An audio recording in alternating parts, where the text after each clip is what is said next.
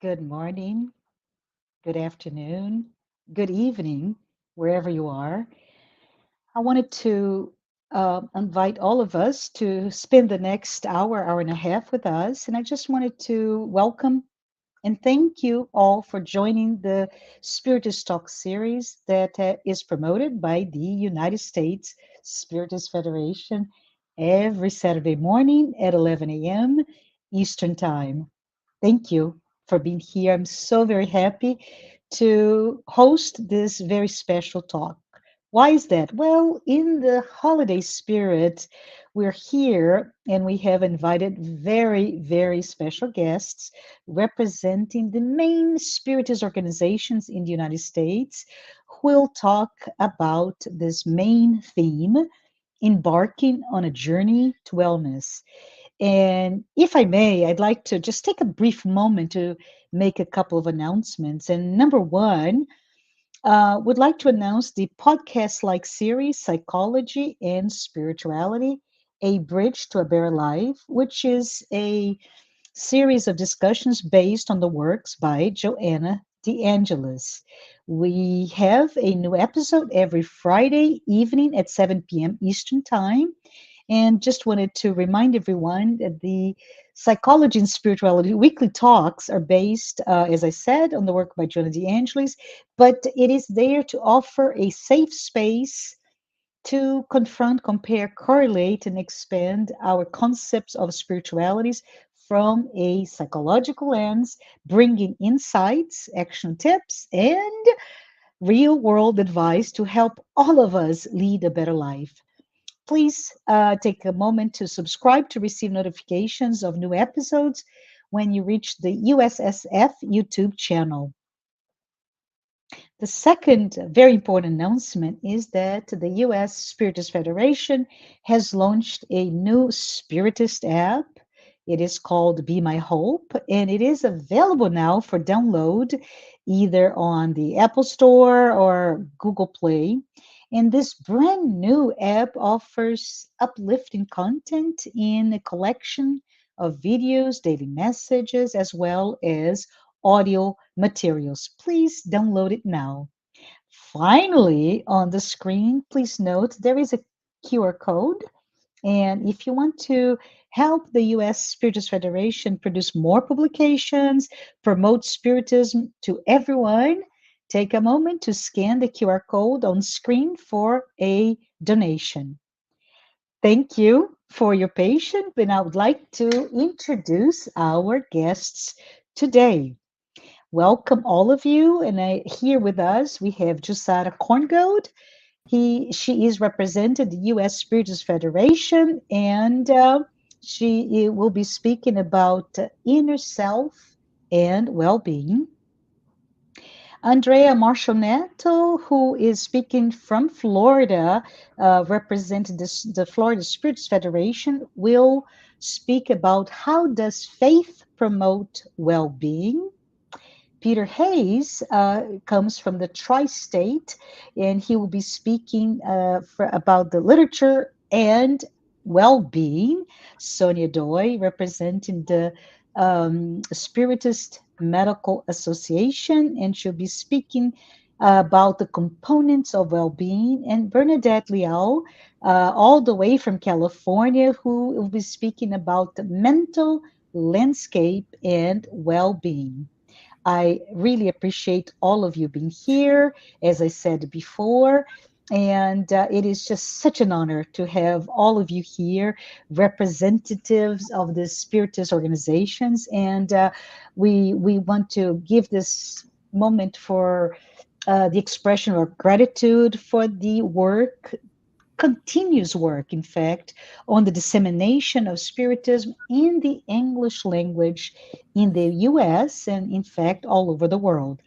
And I wanted to let you know that we will have about 10 minutes per guest to talk about their topic. But if you have a question that you like further clarification or anything else on that main topic, please take a moment to write your question in the chat window, and they will be addressed by the speakers after the presentations. And I really welcome you to do that.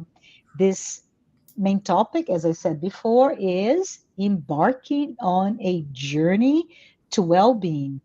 And we'll start now with our dear friend, Bernadette. And as I said before, she will discuss mental landscape and well being. Bernadette, please take the front stage. Hello, everyone. It's such a joy to be here with you guys. It's about 8 o'clock in California. I'm still waking up, but it's so excited this topic. And as I'm honored to be here as I speak, I'm also learner and working on myself. I love this topic, well-being. And this chat in this next 10 minutes with me, let's think about the well being of the mind, some examples, and what we can do to be better, to have a better life, our thinking in this very short minute. Are you ready? Okay, let's go. So, well being. Hmm. We woke up in the morning and we're like, oh, well, today's going to be an awesome day. Hope you do that, right? And stop checking internet and all the things that's going on and bombarding us with negative things.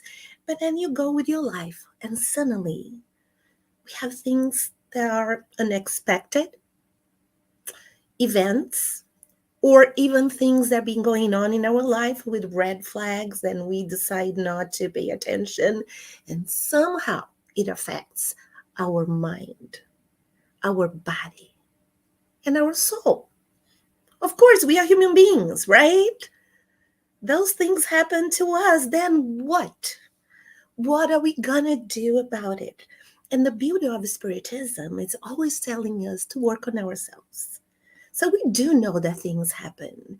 We do know that we get upset. We do know that we get negative sometimes, but then what? And here is how Joana de Angelis help us with the book Full Life, one of my favorite books, right? I am a visual learner. When I was studying to be a teacher, I failed several times taking the test of math.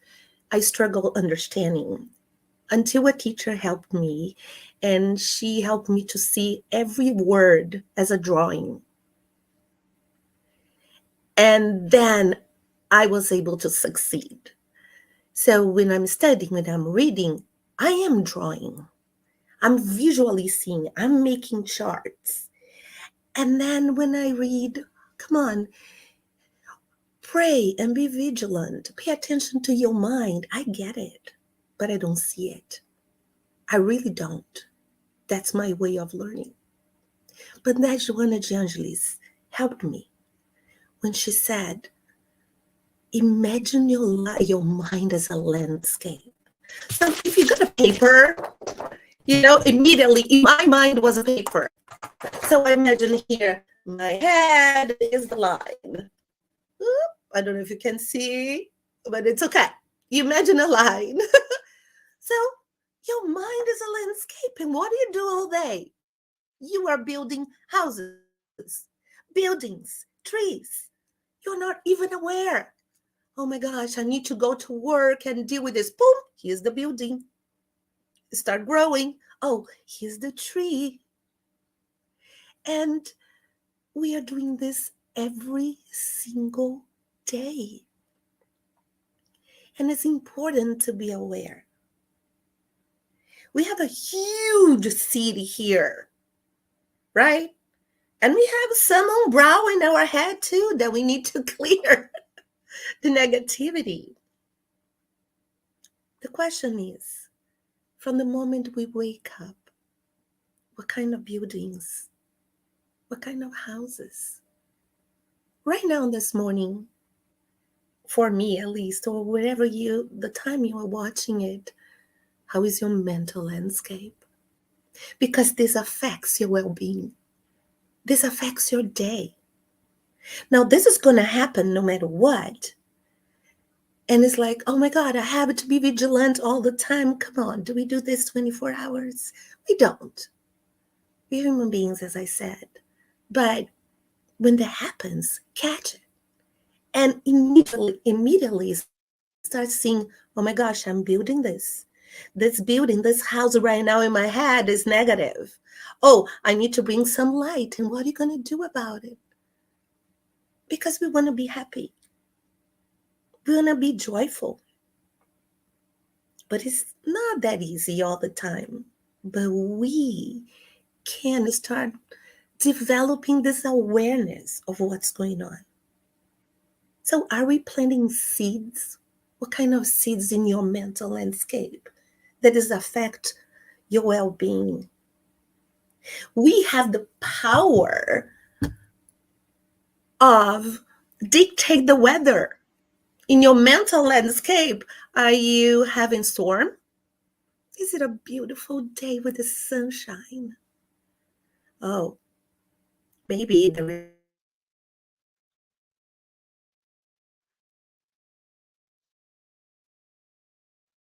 What is going on?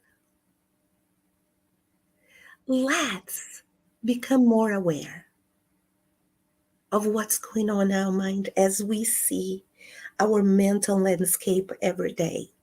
By the time we wake up, we are scanning the world. And what is going on? We are collecting all this data. It's automatically. Right now, I walk here, I see what's going on, I read a book, my eyes are reading, and then data. This big computer in your mind, and then you start building this system. And if we don't stop to think and take care of our mind, the things that we see, the things that we imagine, be careful what we watch, be careful the words that we say, be careful the where we go, because it affects our mental landscape. So, my suggestion for you as a homework, as a teacher, I always have to give homework, can't help, sorry. Uh, get a paper. Like I said, oh, it fell here. Divide this paper into 4 quadrants, right? And you put here morning. So probably you're seeing morning. uh, as soon as you wake up, then here is early morning, afternoon, evening, or when you come back to home. And here's my suggestion. I've done it and it's really interesting. As soon as you wake up, draw your mental landscape. How is your mind right now? As you start work, start drawing your mental landscape. Ooh, it start to rain. Oh no, what's going on? Then in the afternoon. And by the time you come home, but not from a judgmental point of view. It's just so visually you can see what's going on, what happened on the day. And then you write, what triggered? Why suddenly it was calm? It was in the ocean, sunshine, uh, eating a delicious cake or whatever it is, drink my favorite uh, drink, just whatever gives you joy and pleasure. And suddenly here comes a storm. Was it me? Was it something from the outside? A person? Whatever it was. And then the end of the day, just draw and watch your mental landscape. Think about what caused and start working. If you realize that it's in the morning that things are worse, if you have children, come on, if you have little children, gotta go to work, I have to do this, I gotta, whatever it is. It's affecting your mental landscape and everybody. And once your well-being is affected, it affects your mental, your health, your body, which I'm sure some of our wonderful speakers are going to talk more about it. and affect people around us. And it's not only about us. We are also responsible that our actions can affect the people that we love. And deep inside, we love them. We don't want it, you know, that they'll be angry and upset or uh, make them have a horrible day. I have parents that drop the kids at school just already yelling. Come on, go, you're late. I gotta tell your brother. And I go, honey, come here. Okay, I love you. Breathe. Let's build this beautiful day. So that's my suggestion for the mental landscape. And you can find more about this in the book Full Life from Joanna de Angelis. The topic is mental landscape. And if you have time, do your homework. I hope that this helped you a little bit more to reflect on the way we think and visually see our thoughts. Thank you. Thank you. Thank you, Bernadette, for your beautiful words and the invitation to do our own homework and draw our mental landscape. I also second your plug regarding the book A Full Life by Joanna de Angelis, which is available in English as well as in Portuguese. Thank you so much. I'd like for us to invite Peter Hayes to speak about literature of well-being. Thank you. It is a pleasure to be here with all of you. When we think of the word literature, what comes to mind? Hopefully something positive and not stodgy stuff that we were forced to read when we were in school. But literature has a very significant meaning that we can put into our daily lives. Webster's dictionary defines the word literature like this, quote, the production of written works having excellence of form or expression and dealing with ideas of permanent interest. If we think about Spiritism and its relationship to literature and well-being, then dealing with ideas of permanent interest is about making good choices by pursuing content with truthful values. When reading Spiritist literature, we should start with the good stuff. Spiritism encourages careful reflection and exploration. That's its nature. It encourages us to pursue literacy, to question and appreciate the joys of having insights and revelations about the world around us and about ourselves. And of course, putting what we learn into practice within our daily lives is most important and the hardest. But to understand Spiritism well, we should start with the essential books that provide a good foundation. Fortunately for English speakers, we have many options nowadays. That wasn't always the case since Spiritism began with the Spiritist codification in Europe and later flourished within Brazil, where more literature was added to deepen our understanding. Around 25 years ago, there were only about 5 books on Spiritism available in English, and not even the entire codification that was overseen by Allan Kardec. Today, there are nearly 200 publications, and more are forthcoming. Who produces these books? Web Publisher, Liao Publisher, the United States Spiritist Federation all provide quality books on Spiritism in English. Here are some examples of books that we should all be looking at. The Spiritist Codification, put together by Allan Kardec, is the foundation, the Bible, if you will, all 5 books. Along with that would be the publications of the Spiritist magazine during Kardec's lifetime. The years 1858 to 1863 are currently available in English. There's also books by Leon Denis, a late 19th century, early 20th century interpreter of Spiritism. There are the books by the medium Chico Xavier from Brazil, one of the greatest mediums of all time. In particular, there are works by the spirit Emmanuel. Emmanuel in English has 2 general categories: the novels that outline examples of his past incarnations, which give you a good idea of some of his spiritual progress, and also a series of books from Emmanuel that are short chapters that are reflections on the New Testament primarily and give you a lot of insights and are very inspirational that way.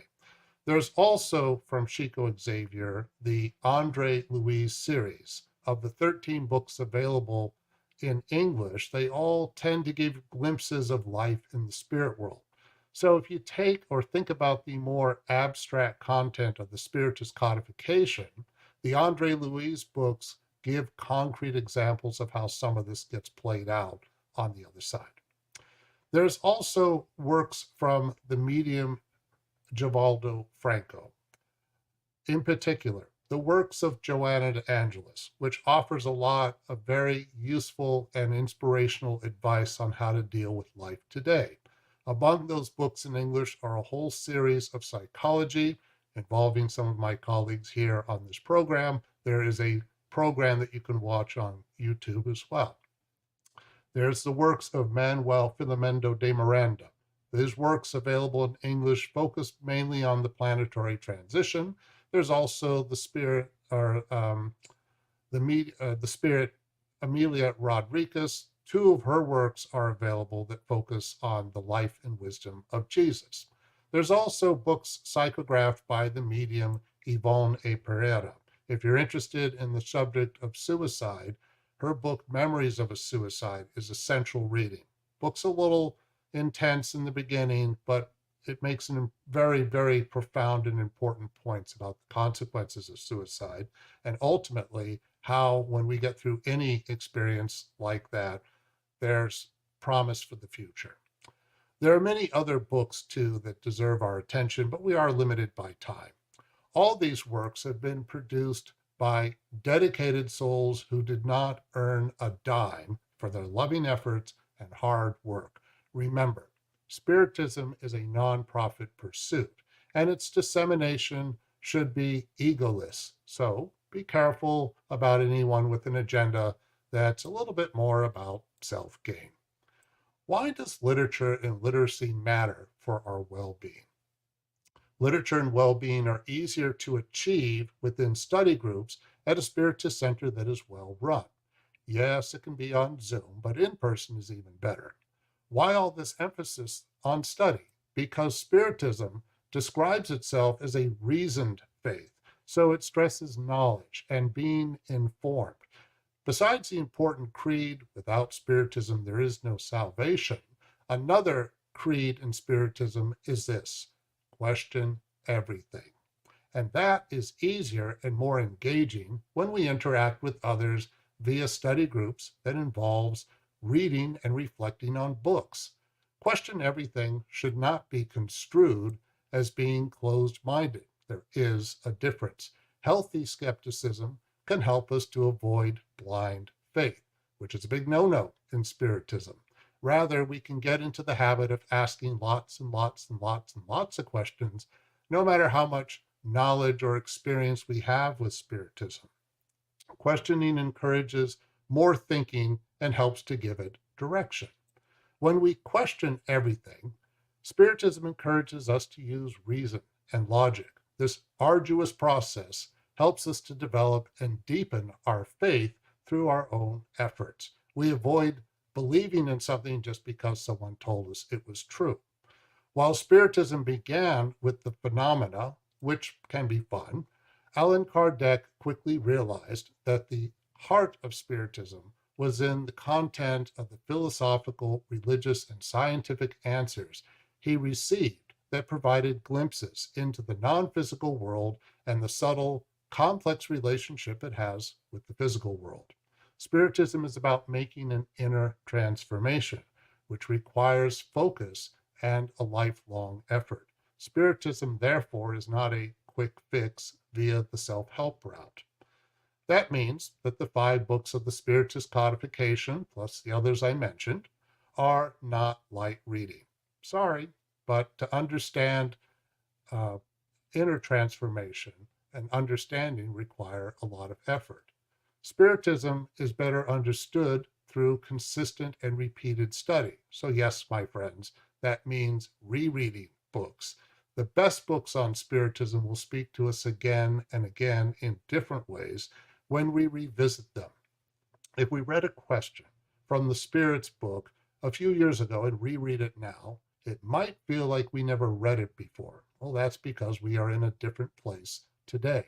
I think that's what makes rereading and reflecting lots of fun.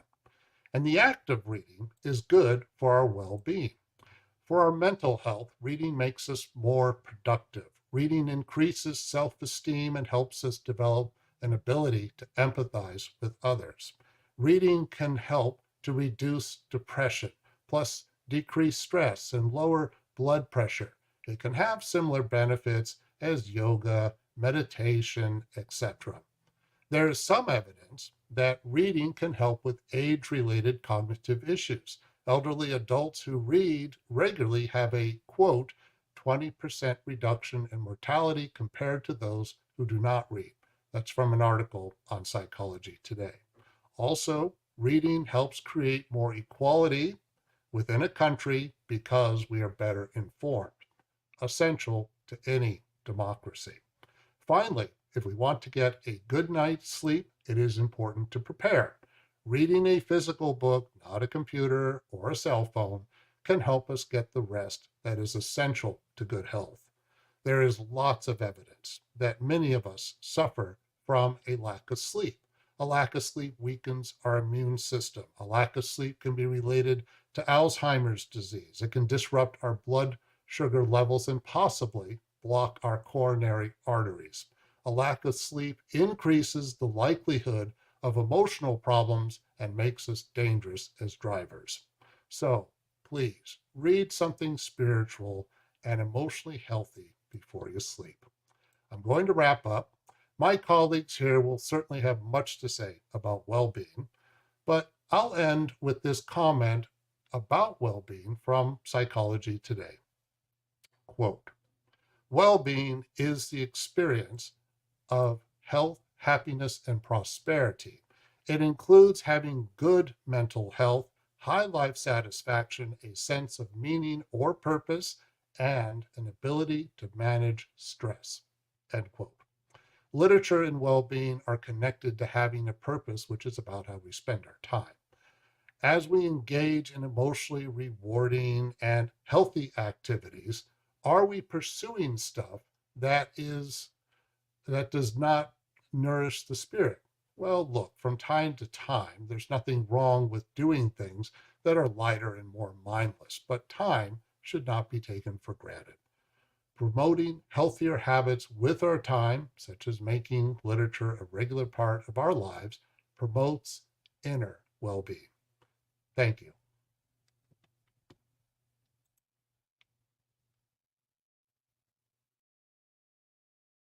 Apologies. Thank you. Thank you, Peter. What a great summary of that Spiritist foundational literature to me, to everyone here. Wonderful.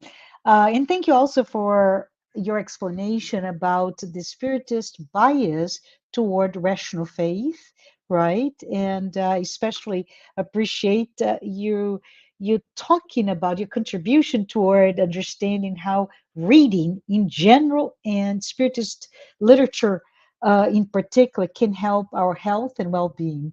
Thank you so much, Peter. But now I would love to invite Sonia Doi to speak to us about the components of well-being. Thank you. Hello, everyone. It's a joy to be and I'm honored to be part of this panel with my great colleagues here, great speakers. And today I'm going to be talking about the components of well-being. So, yeah. So, if I ask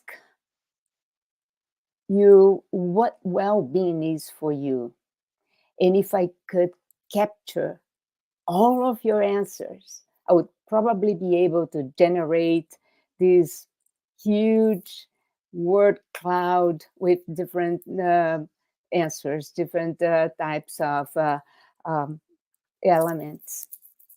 And this is all well and good because there is no right or wrong answer to how you define well being. And we're going to talk about this for a while now.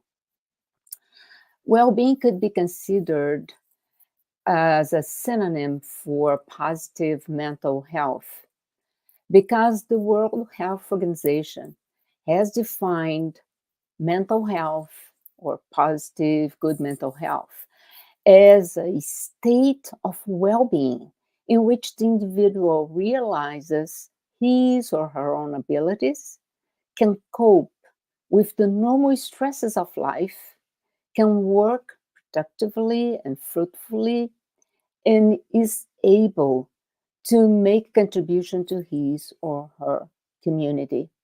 Right there, we can identify several components of well being, including awareness, including resilience to stand with stresses of life, altruism, and so forth, so on. But in a more general concept, as Peter Hayes mentioned, this is in Psychology Today, well-being is considered in general as the opposite of ill-being. And well-being means literally feeling well. And as contrary to ill-being is the experience of good health, happiness, and prosperity. But it seems very simple, but it's not that simple. It's actually very complex because happiness can mean a lot of things for each one of us. Well-being, because well-being is important to everyone, it has been included as a key interest in social sciences. And social sciences encompasses various disciplines, as you can see in the list below. Each discipline looks at well-being with a different set of elements.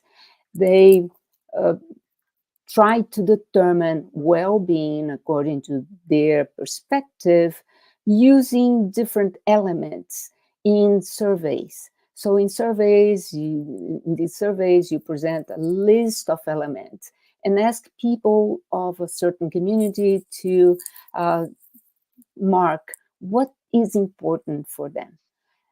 But because there are several different interests, several disciplines that look at well-being, researchers have tried to reach a consensus on how to measure well-being in a diverse population. Which are the components that are more important to include in a survey to be researched? And all this, the goal of these surveys, the goal of this research on well-being is actually to improve well-being. And this is important for policymakers to find ways to improve well-being in a certain community. So well-being is not just being healthy or having emotional balance. There are a lot of different components depending on the way we look at it. So there's no doubt that well-being is a multi-dimensional concept defined differently by each of one of these disciplines, but it's also looked differently depending on the group that we survey. And in some surveys, for example, of lay people, when you ask them what is important for them to to consider well-being, most lay people respond that it is having good mental health, feeling valued, work-life balance, and the notion of inner harmony. But academic models consider the major components of well-being, meaning of life, and relationships. But there are also differences across lifespan.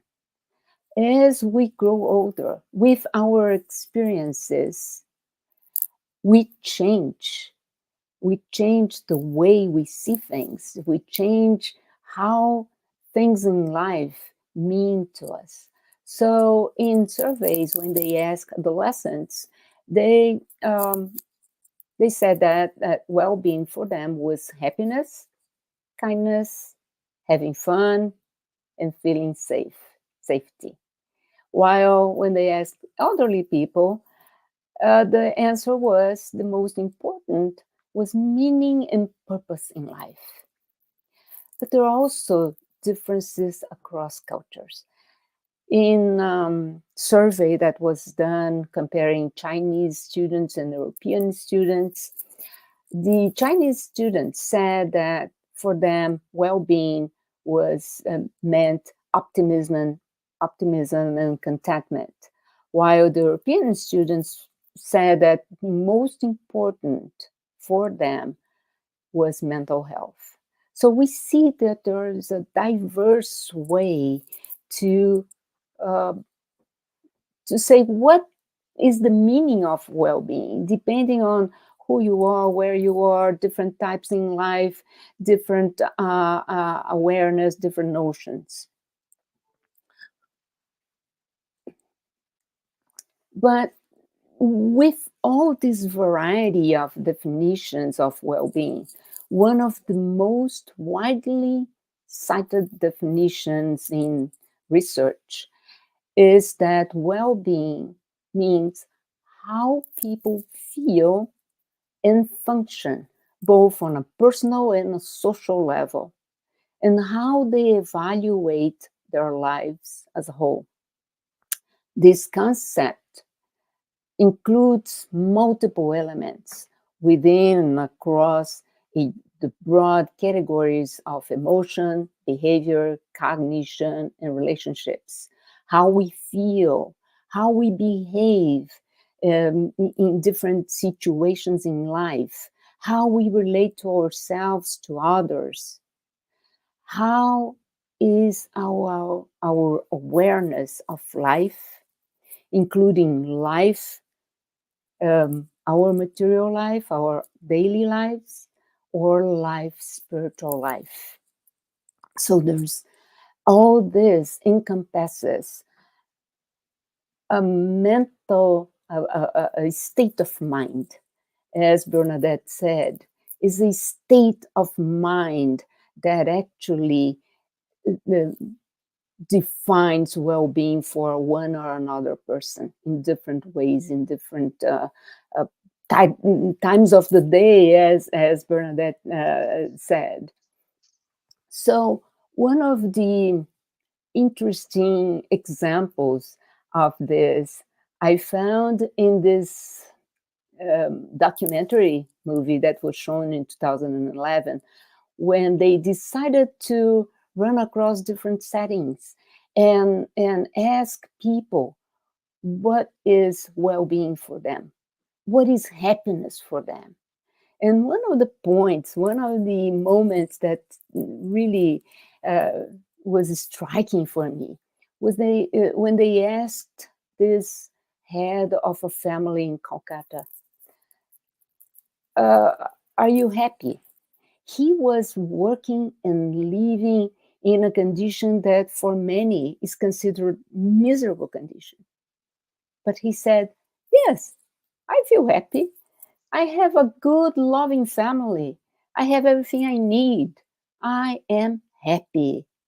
And that was really striking. So, as Bernadette said, it's a state of mind. But it's very important that all this boils down, independent of how many components we can define for well-being. All this boils down to who we are and what is important for in life for us.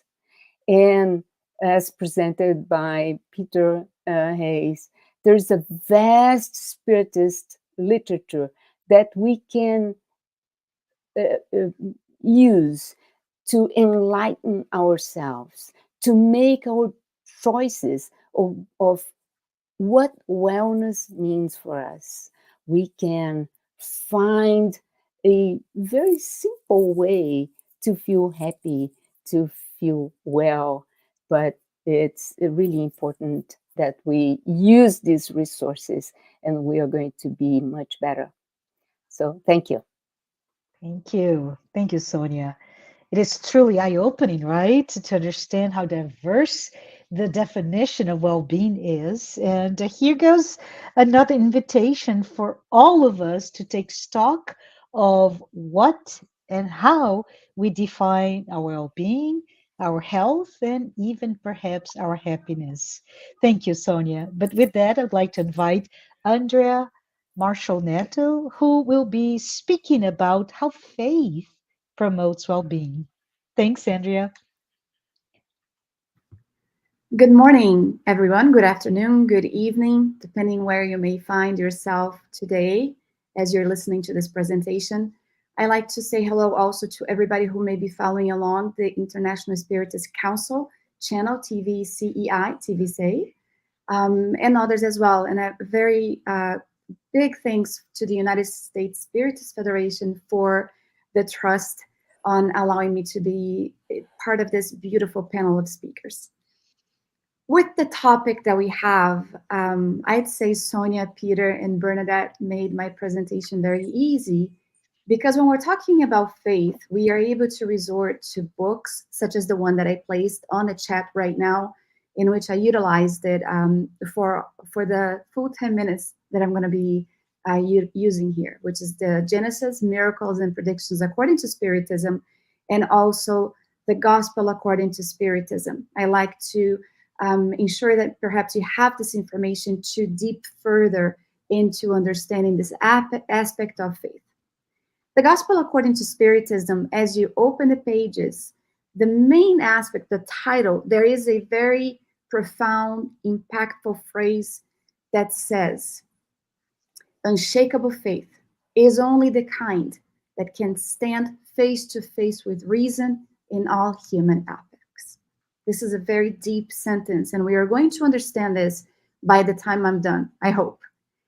I utilize this website, which is called the National Center for Biotechnology Information. I was inspired by Dr. Sonia Doi on researching this and ensuring that science is presented in such a way that finally we are able to catch up with the information that came to light with the release of the book, the Spirit's book, in 1857.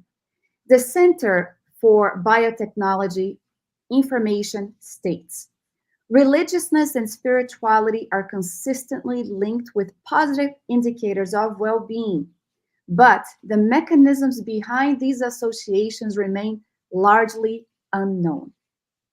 Not true, however, because the mechanisms behind these associations of the positive indicators of well-being that faith brings about is actually presented in the book that we mentioned, Genesis, Miracles, and Predictions According to Spiritism.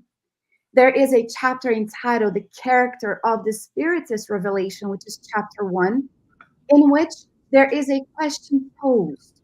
What is the authenticity of these revelations based upon? And so we are presented with the following: a body of knowledge that is not imposed upon blind faith, but rather that is deduced through human endeavor from the observation of the phenomena that the spirits place right before our eyes, and also from the teachings that they give.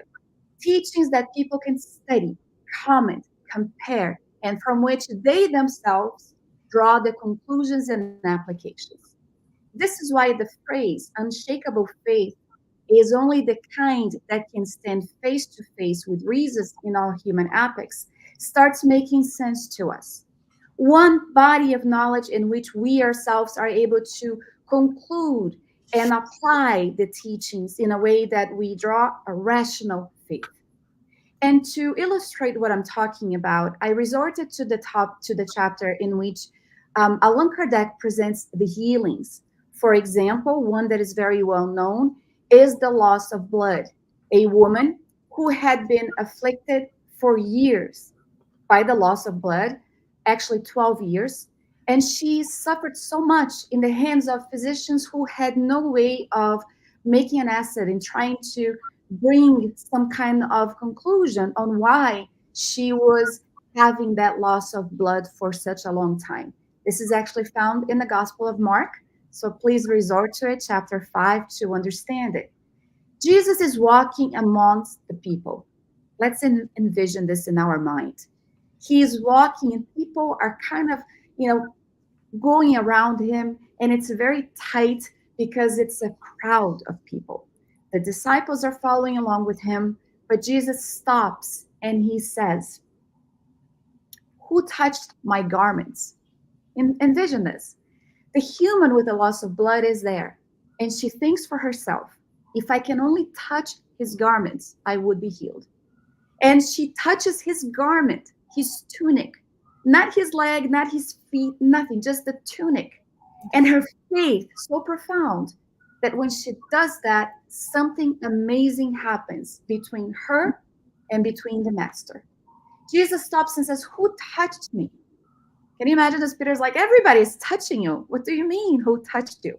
And then he says, "No, I felt a power that came out of me." And so she raises herself. And this is very symbolic because when Jesus was healing people, it wasn't only on a physical aspect. For her to have had the guts to get up and says, "I am the one who touched you," there was a reason why he asked that. He knew, but he wanted to empower her, to make her feel like she was wholesome, divine, that there was something powerful within her. And so the gospel, according to Spiritism, when talks about faith, explains these mechanisms. But let's go to the scientific aspect of it found in the Genesis. It states, given as a therapeutic matter, the fluid must reach the organic disorder in order to repair it. It can be directed towards the illness by the healer's will. Jesus was in constant healing will, desire of being of assistance to everyone who were suffering, whichever case it might be. And it can also be attracted by the ardent desire, the trust, in other words, the faith of the person who is ill. With respect to this fluidic current, this is what they utilize. When she touches his garment, there is an exchange of fluidic current. You may call it energy. You may call it what you desire, which may make sense to you. But in Genesis, it says the fluidic current, the former act likes a force pump. So Jesus acts as that force pump, whereas the woman who had a loss of blood acts like a suction pump. So it's this exchange that happens. And Allan Kardec states, sometimes it is necessary for both actions to occur simultaneously, while at other times, just one is enough. But in this sense, in this moment, they bring to us this ability that we have to be a attracting pump, a suction pump in a good way. And so the gospel, according to Spiritism, is going to say, the power of faith receives a direct and special application in magnetic action, in the healing of hands when we are at the Spiritist Center. If we sit there and we are not connected, we don't have that ardent desire to feel the healing, it's as if we are under a rainstorm and we are not only using a shower cap, we are also using an umbrella.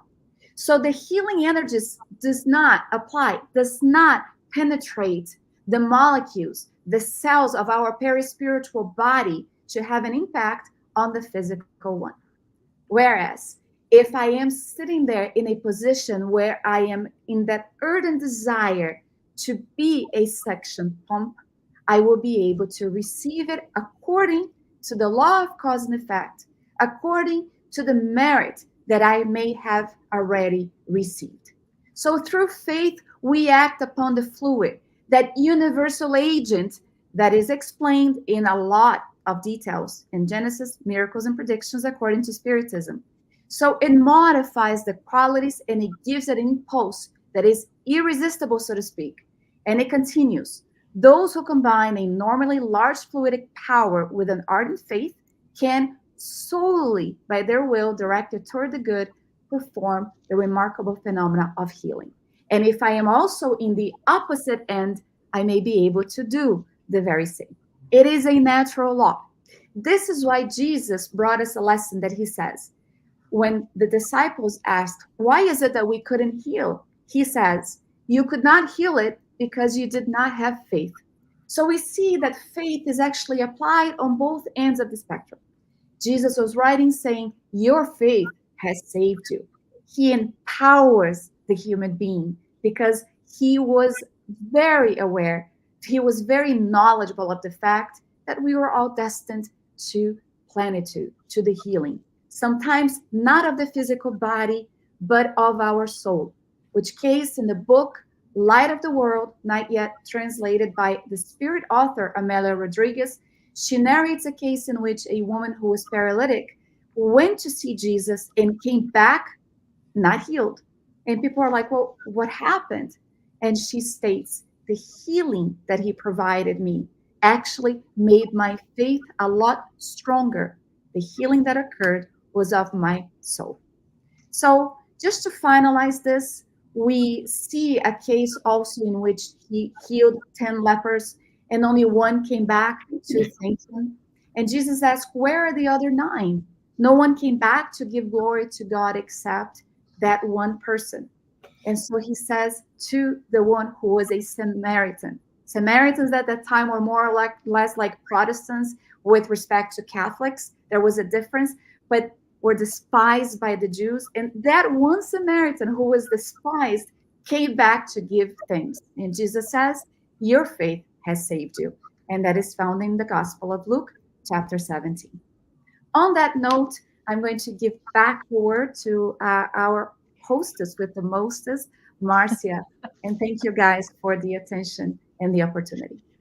Thank you. Thank you, Andrea. Wow, what inspiring words to all of us about faith, right? As Andrea offered us this perspective that the Spiritist body of work brings this rational faith as a bridge to our well-being through knowledge, through opportunities as well for self-healing. Thank you. Thank you so much, Andrea. But last but not least, by all means, I would like to invite Jussara Corngo to speak about inner self and well-being. Thank you, Marcia.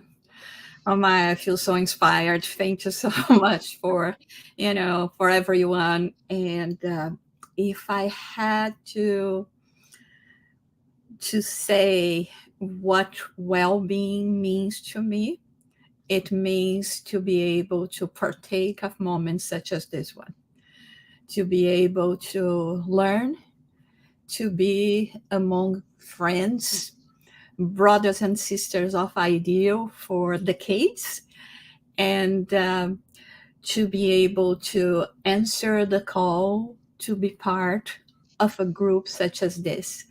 When Peter mentioned the fact that we can definitely be following all the studies and everything virtually, he also said about the importance of us gathering together. And we have to remember that the charcoal, when they is moved away from the fire, it lights goes out. So this is why we need to be together, not to let our fire expire and goes out, and always be inspired by each other. And when we talk about inner self and well-being, of course, I had to bring help. So I got help from Joanna de Angelis, which was gifted to me at the Congress of Joanna de Angelis that we had in Uberaba, and she's adorable. And I resorted to the book Life Challenges and Solutions. And it's so amazing when she talks about the spiritual awakening, the self-awakening, how, we work on our inner self. For starters, of course, it is a matter of choice. We all can look for different paths. We all can look for different solutions, but there are those that will lead us to the right track. And when we are talking about, this self-discovery, knowing and understanding about ourselves and the importance we have in terms of, or this incarnation means to us in terms of, spiritual growth, it is impossible not to talk about the benefactor Joana de Angelis. And this book also is the book that was psychographed by the medium Divaldo Pereira Franco and published by Leal Publisher. And she starts by saying something so inspiring, and because she starts by mentioning a quote from Leon Denis that lived at the same time as Allan Kardec. And when he talks about our process in terms of, self-awakening, in terms of this inner self and all the work that we have to go in terms of awakening the self. And he talks that we sleep in the mineral, we dream in the plant, we feel in the animal, and we think in the human being. And that's it. But then Joana de Angelis comes and she goes further and she says, but it continues. So we cannot just think that this is it.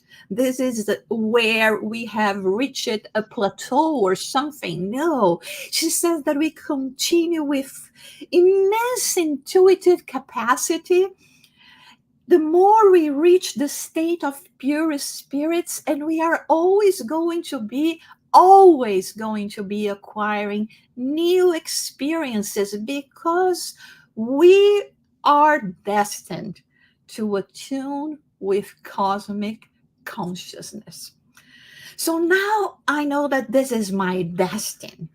What am I going to do about that? It's no wonder why she says that it's, although this whole process is painful,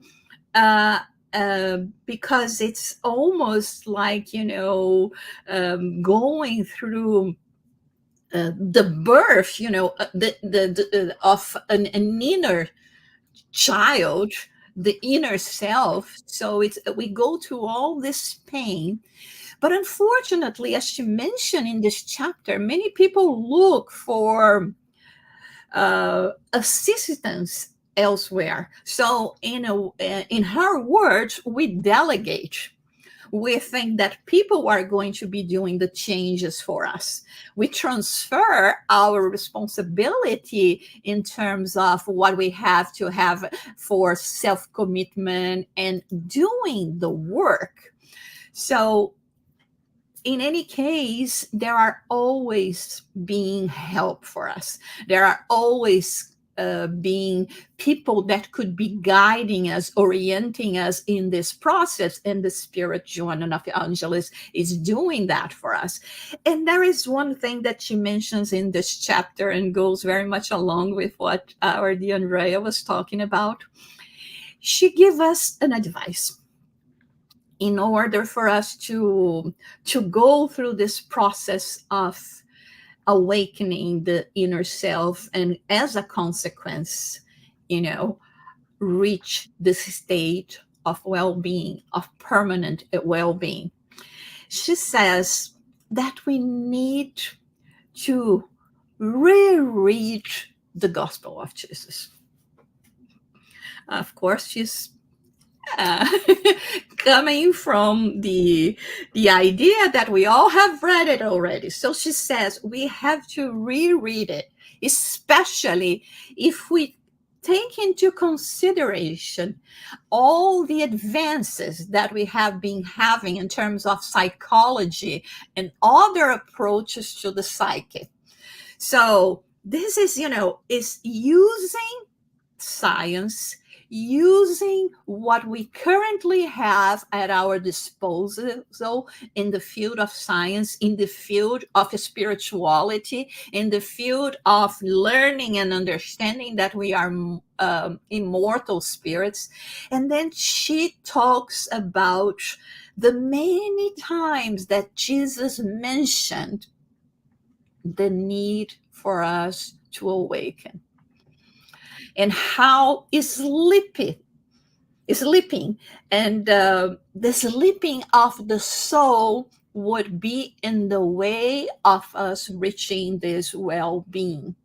So we have the Spirit Emmanuel as well in the book Living Spring, published by the Febby publisher as well. Chapter 66, the lesson is Wake Up and Rise, when he uses start with a quote from Apostle Paul, where he says, wake up, and you who sleep, rise from among the dead, and Christ will shine on you. And Emmanuel starts by saying, thousands of brothers and sisters have been asleep with no sign of ever waking up, while the glorious time of their life on earth passes useless by.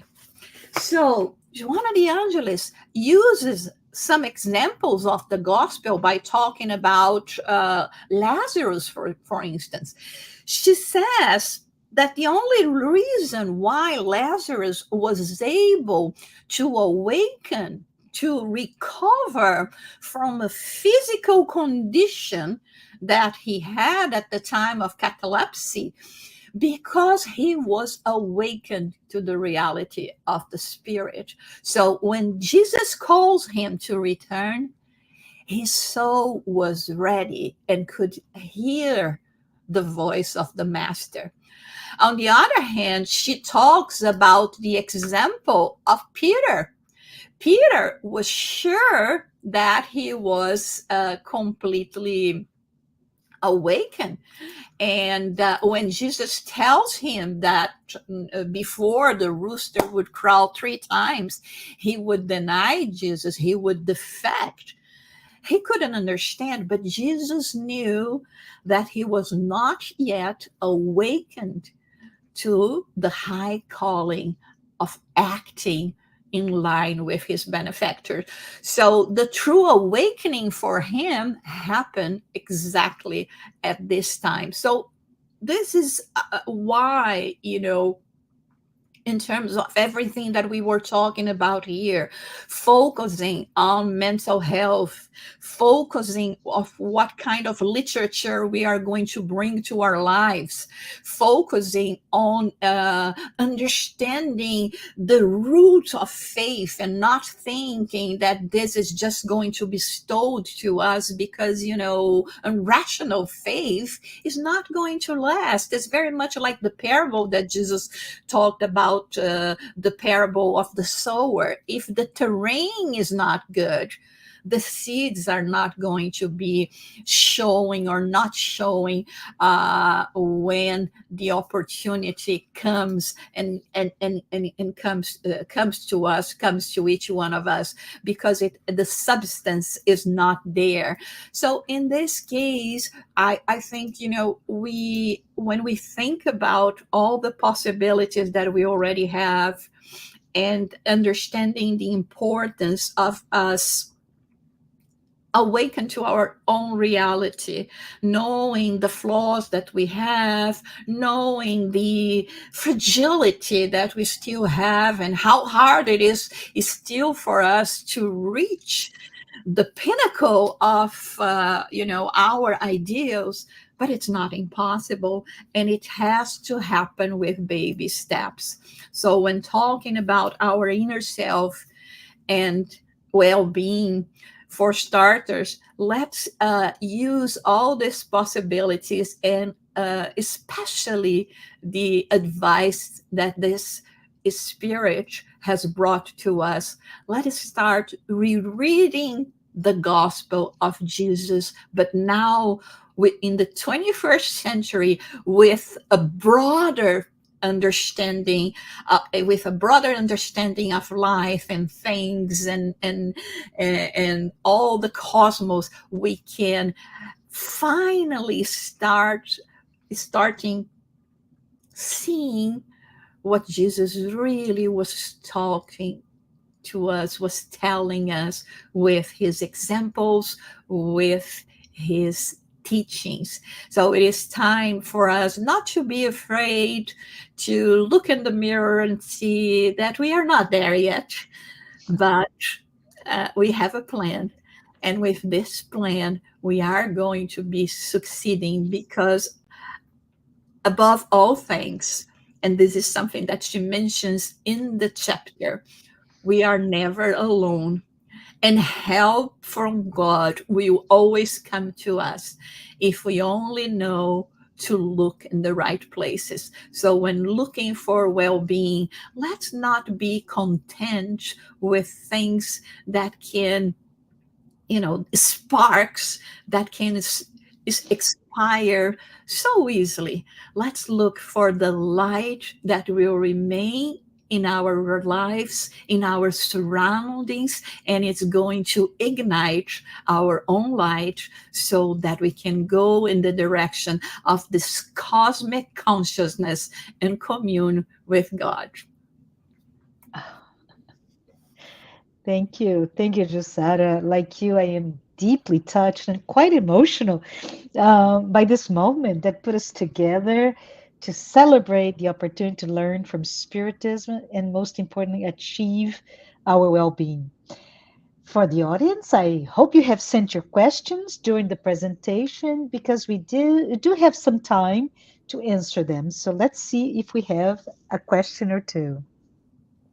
Hi, Mark. Mark Carlos sent us the following questions. Wouldn't a beginner benefit from introduction to Spiritism in order to provide basic information that all other Spiritist literature allows for deeper understanding? I think this can go by to anyone, but Peter, can you answer that?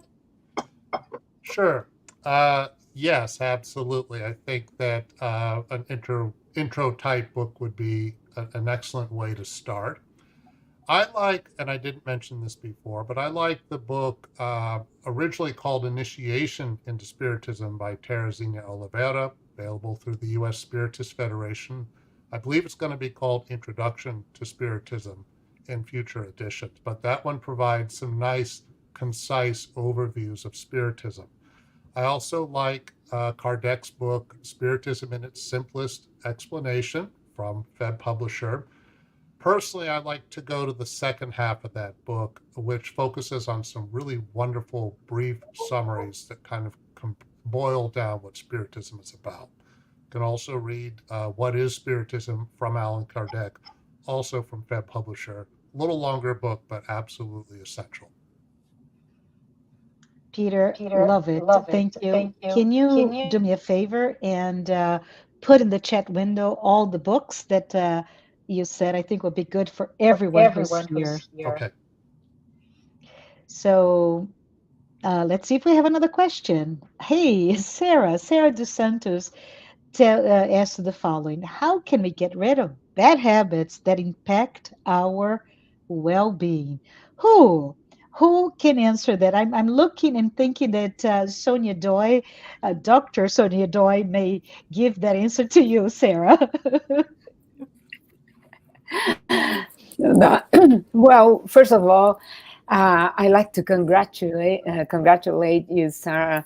Such a young mind, thinking about how to get rid of bad habits. Sarah, what I would say is, first of all, the first step is awareness. Is that you are aware of what are the bad habits that are impacting the well-being. This is the first step, and that's very important. Then it doesn't go away immediately.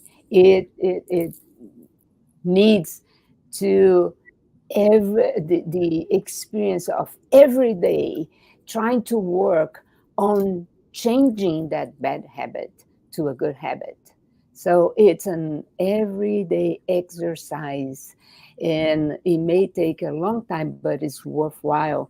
It's important also that you find inspiration from literature, from all the books, for example, that Peter Hayes beautifully showed in his presentation.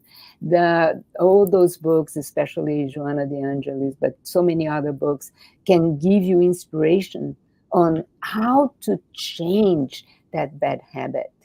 And also finding support from the Spiritist groups. And what I would also maybe inspire you to do is to build a group within your youth group in the Spiritist Center as a supporting group to help one another on how to change bad habits and improve well-being. That's very important. Thank you so much, Sarah, and congratulations on your inspired question. Thank you. Thank you, Sarah. Thank you, Sonia. And I would just let you know that many centers throughout the world are studying Joanna de Angelis, right? And one of the favorite ones right now for me is the integral human being, and it's about being kind and accept all of who you are, the good, the bad, and the ugly. Those are my words, not Joanna's. So let us look at our within and accept our shadow, but bring it up so that we can expand our consciousness. So love it, love, as you said, Sonia, the such a young person aware of all the things that can come to us. So thank you, Sarah. Let's see if we have another question. There are some people to whom faith comes naturally, but others struggle to achieve it. Why do you think this happened, Andrea? This is a very common question whenever we have a presentation or study group in which this question is brought up, and there is a very good reason for that. I struggled with that a lot.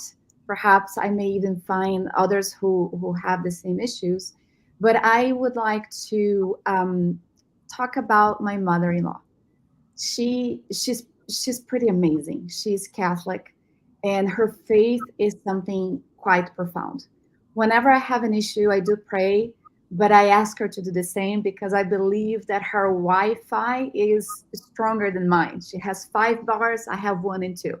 So this happens to a lot of people. But this is what the gospel, according to Spiritism on chapter 19, faith moves mountain states.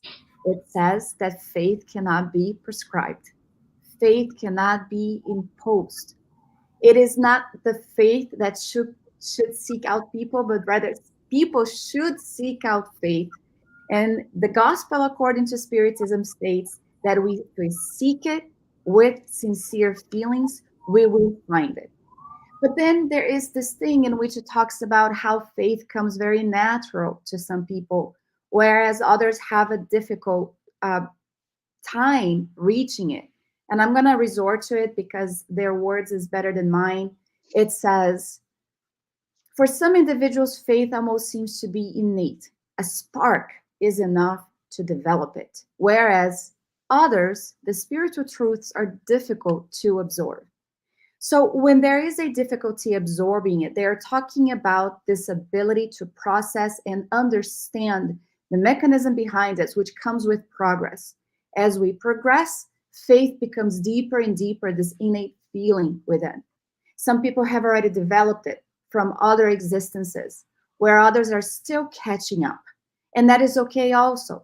It says some have already understood and believed it. Upon being reborn, they bring with them that intuition. They have accomplished their education. Some people, like me, have to learn everything. We are not yet able to accomplish this education in one life, but we do not give up. And if we don't do it in this life, we are going to continue that education not only in the errant state, meaning the time in which we find ourselves between reincarnation, but also in a future one. They state that faith requires a foundation, and a foundation is the perfect understanding of that which is to be believed, and also not only able to see it, but also above everything, able to understand it, which is why Spiritism, like our friend Peter stated, talks so much about the aspect of blind faith and rational one. The rational one is the appropriate faith for this century, is what the Gospel according to Spiritism states. And it is precisely the dogma of blind faith that produces this great number of people who are disbelievers, because it wishes to impose itself.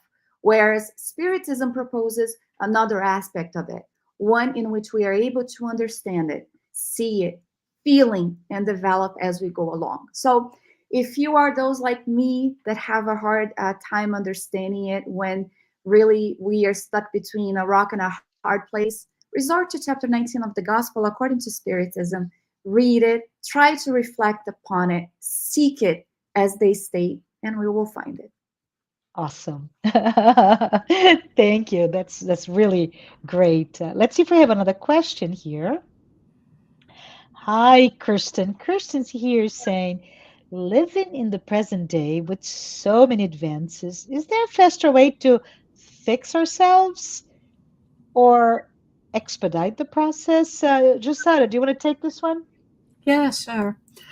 Hi, Kirsten. Thank you so much for your question. I think that is actually what we always want, right? We are always looking to find a shortcut. And when we were talking about faith, and Andrea just mentioned again to us, there is no shortcut. You may want it, you may know this is the right thing, the right path to go, but unless you go through it, there is no way we are going to achieve things. Or when I was talking about the things like, the self-awareness, all this process of bettering oneself, we cannot delegate that. It's our own responsibility. But having said that, we today have so much help in terms of instruments that are at our disposal for us to advance, to expedite our process. So as you said, which is, look for the good literature, be with people that is going to inspire you, be there for people who are in need, and be grateful as well when people are there for you in difficult times. It's again, like I said when I was talking, a matter of choosing our own path. So making choices. And I think today, more than any time before, we have this possibility. We have so many houses of assistance, of spiritual assistance, even in this country. We have so many groups and spiritist centers. And today, all this literature that we already have available into English, it will take a lifetime for us to go through all of them. So let's not say, oh, it's not enough. Only that, you have only about 200. Oh my God, 200 can take your whole time, your whole lifetime now to go through them. And I guarantee to you, those 200 are the top of the line, right? And I think we also have the lives. We also have, all the study groups, virtual study groups that we have. So today we have a lot. And if we look in the right place, we will see how much goodness has been happening in the world. Because I'm in the field of not-for-profit, it's been a while. So this that I heard this, but you can only imagine that it amount has grown so much. There are over 2 million organizations dedicated to goodness in the world. And so imagine 2 million organizations, and the speaker was saying that if we were to be reading the names of each one of them, passing on the screen, we would need to be there 24/7 during 30 days. So there is a lot of goodness happening in the world. We just have to focus on that.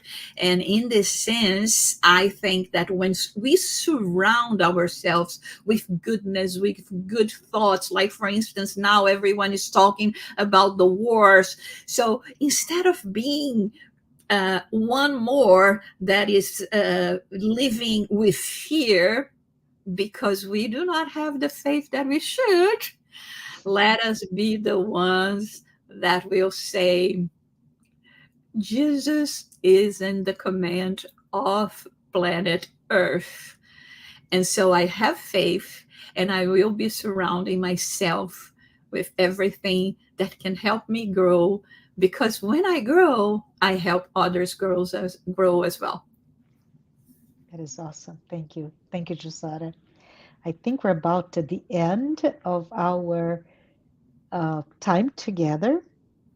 And let me just give another minute. If not, I wanted to say thank you. Thank you, everyone. Thank you for giving the details in the chat. I think it's going to happen.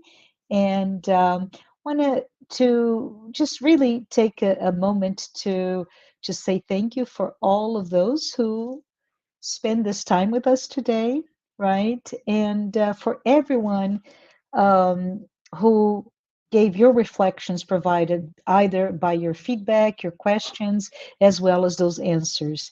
I wanted to also thank everyone that continue to come to our weekly Spiritist Talk series.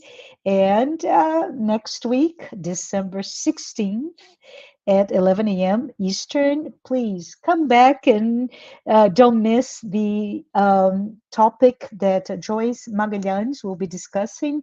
Does happiness exist? I will be here. This is really intriguing topic. If you have not done so yet, please take a moment to subscribe to the U.S. Spiritist Federation YouTube channel so that you can get our weekly reminders. We hope to see you next week. And I'm going to ask our dear friend Peter to, before we close this live, can you please, Peter, say a prayer? Sure. Let us close our eyes if we can. Dear God, dear Master Jesus, we thank you. May we have the strength and the perseverance to receive your light. May we understand and put into practice what it means to transform from within. May we deepen our faith through inner transformation. May we do our best each and every day to be a positive example to others, especially those who are closest to us, and also a positive example to ourselves. And may we be able to inspire others by being a good example, by being grounded, and by being centered. And may all of us do our best to help transform our community so that our community can move into the light. Thank you. Amen. Amen. Thanks, everyone.